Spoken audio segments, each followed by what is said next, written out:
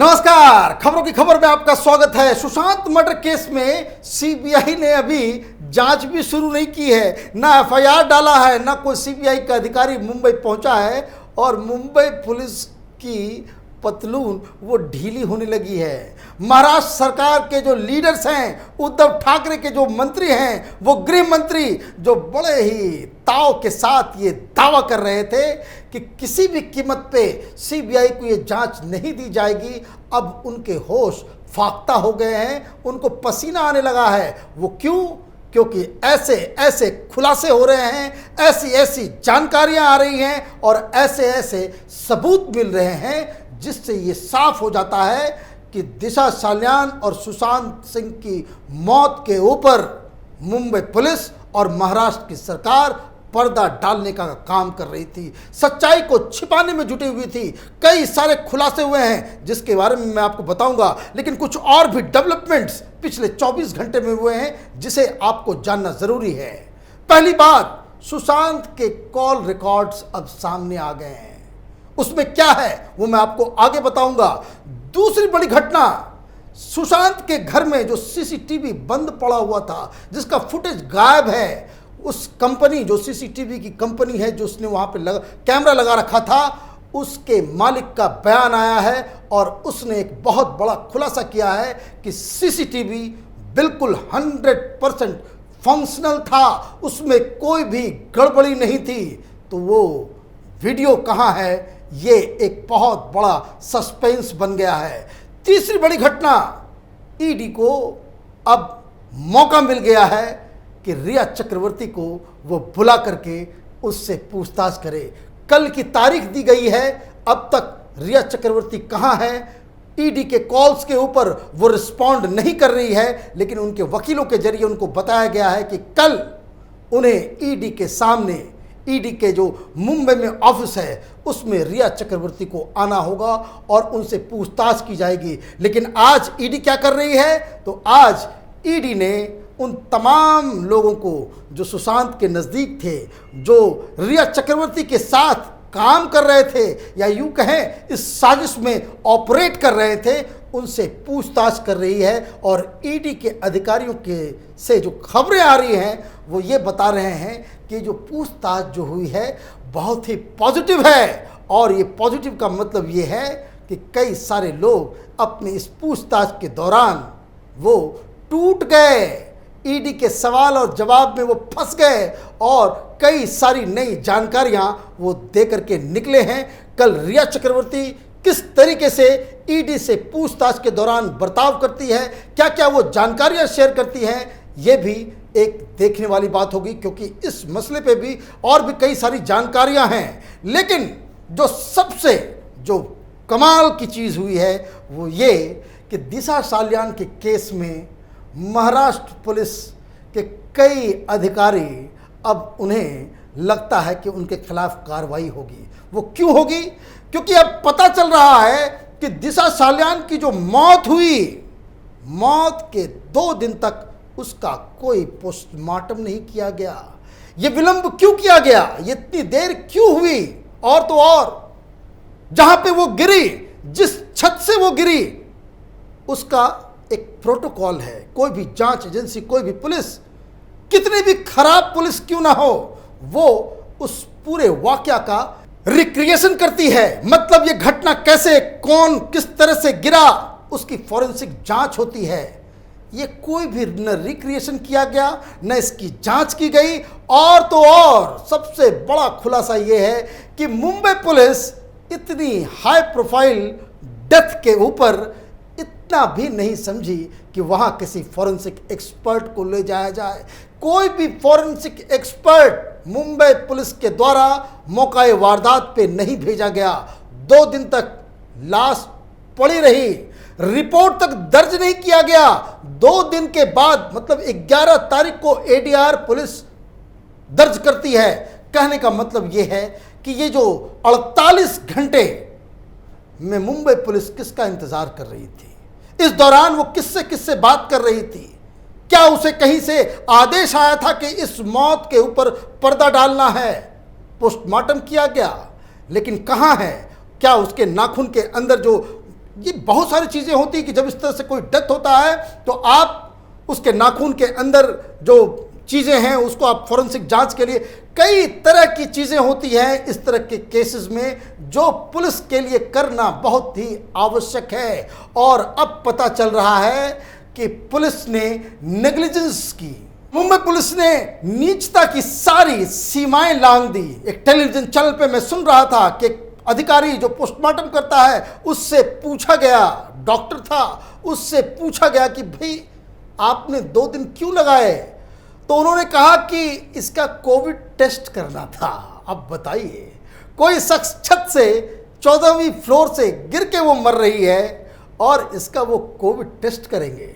ये सारे बहानेबाजी और जिस तरीके से जो ये सारे सबूत, ये जो नेग्लिजेंस, अनप्रोफेशनलिज्म का जो एग्जाम्पल मुंबई पुलिस पेश कर रही है और जिसके ऊपर संजय राउत और शिवसेना के लीडर्स और महाराष्ट्र के मंत्रियों को बड़ा गर्व है, अब इनकी गले में तलवार लटक रही है।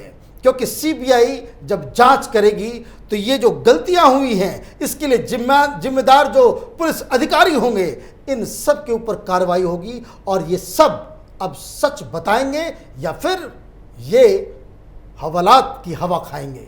ये दिशा सालियान के केस में एक बड़ा खुलासा हुआ है कि मुंबई पुलिस ने जानबूझकर इस केस को दबाने के लिए, जो लोग उस पार्टी में थे उसको बचाने के लिए ये सारा प्रपंच उन्होंने किया। और दूसरा बड़ा खुलासा ये हुआ है कि जो सुशांत के 8 से 14 तारीख के बीच जो फोन कॉल डिटेल्स हैं वो अब सामने आ गए हैं, या यूँ कहें कि ये मीडिया तक पहुंचाया गया है ताकि लोगों को समझ में आ जाए कि इस दौरान सुशांत सिंह ने किन किन लोगों से बातचीत की। और इसमें एक विचित्र किस्म की कहानी सामने आ रही है कि जब से सुशांत के घर को छोड़कर रिया वापस गई, कई बार एसओएस कॉल सुशांत सिंह ने रिया को किया, लेकिन रिया ने एक भी फ़ोन कॉल उसको रिसीव नहीं किया, एक भी बार उसने बातचीत नहीं की। और कुछ लोग ये कह रहे हैं कि शायद ऐसा हो सकता है कि घर से निकलने के बाद रिया ने सुशांत के नंबर को ब्लॉक कर दिया हो। अब रिया ने सुशांत के कॉल को, उसके नंबर को ब्लॉक क्यों किया, ये एक बहुत बड़ी मिस्ट्री है। क्या रिया को पता था कि सुशांत के पीछे कुछ लोग पड़े हुए हैं? और तो और एक और बहुत बड़ा खुलासा इसमें हुआ है। रिपब्लिक टीवी पे 2 ऐसे शख्स सामने आए हैं जो सुशांत के नज़दीकी मित्र हैं और वो ये दावा कर रहे हैं कि सुशांत ने उनको फ़ोन करके बताया था कि वो एक बहुत बड़ी मुश्किल में है, लोग उसे नहीं छोड़ेंगे। और तो और दावा ये भी किया जा रहा है कि सुशांत ने अपने इन दोनों दोस्तों को ये भी बताया कि दिशा सालियान के साथ ये सारी घटनाएं हुई हैं और वो मीडिया के सामने आकर के सब कुछ एक्सपोज कर देंगे। उनसे अब रहा नहीं जा रहा है और इसलिए उन्हें डर लग रहा था कि अगर ये बात किसी को पता चल जाता है, कोई वहाँ तक बात पहुँच जाती है कि सुशांत इन लोगों के चेहरे को बेनकाब करने वाले हैं दिशा सालियान के केस में, तो ये लोग उसका वही हश्र करेंगे जो हश्र दिशा सालियान का इन लोगों ने किया।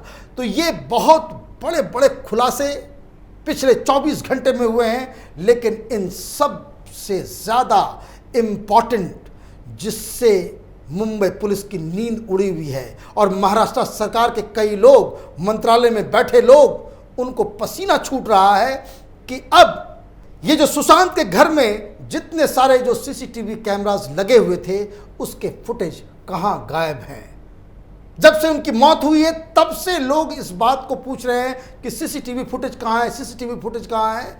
लेकिन सीसीटीवी फुटेज के बारे में ये कहा जा रहा है कि ये इसके पूरे फुटेज को गायब कर दिया गया है, क्योंकि खबर ये आ रही है कि इसके जिस कंपनी ने सीसीटीवी कैमरा उसको उसके घर में लगाया था, उनका साफ साफ कहना है कि सीसीटीवी जो है वो बिल्कुल ही नॉर्मल है, 100% सही तरीके से काम कर रहा है, 1% भी किसी भी कैमरे में कोई प्रॉब्लम नहीं है। और ये खुलासा जब से हुआ है तब तो सीबीआई को अब ये पता करवाना पड़ेगा कि किसके आदेश पे मुंबई पुलिस ने इन सारे साक्ष्यों को जो है बर्बाद कर दिया, मिटा दिया।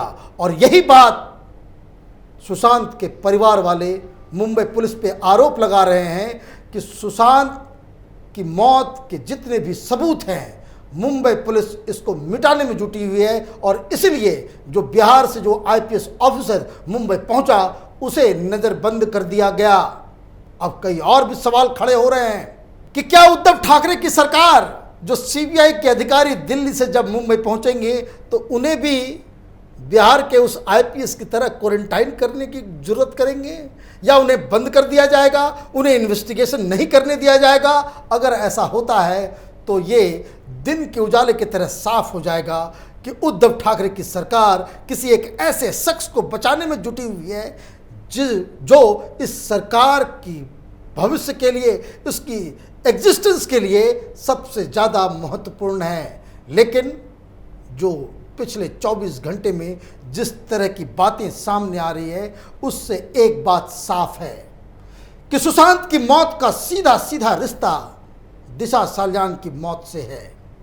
दिशा सालियान के जो सबूत मिल रहे हैं, जिस तरीके से मुंबई पुलिस ने इस पूरी जांच को गुफअप किया, जिस हड़बड़ाहट में इसे एक आत्महत्या घोषित करने की जो कोशिश की, उसमें कई सारे मुंबई पुलिस के अधिकारी, उनके खिलाफ कार्रवाई होनी ही चाहिए।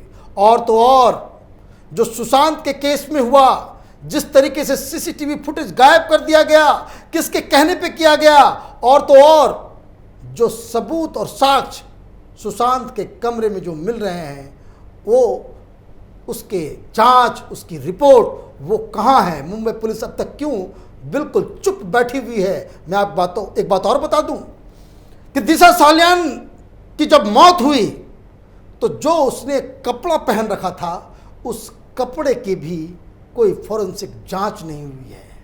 ये इस तरह का काम पुलिस तभी करती है जब उसके ऊपर कहीं से आदेश आता है, कहीं हाई अप से उन्हें निर्देश मिलता है कि इस केस को इस तरह से निपटा देना है। अब जब इतने खुलासे हो रहे हैं, इतनी सारी बातें हो रही हैं, तो ये दिन के उजाले की तरह साफ है कि सुशांत और दिशा की मौत में कोई फॉल प्ले है।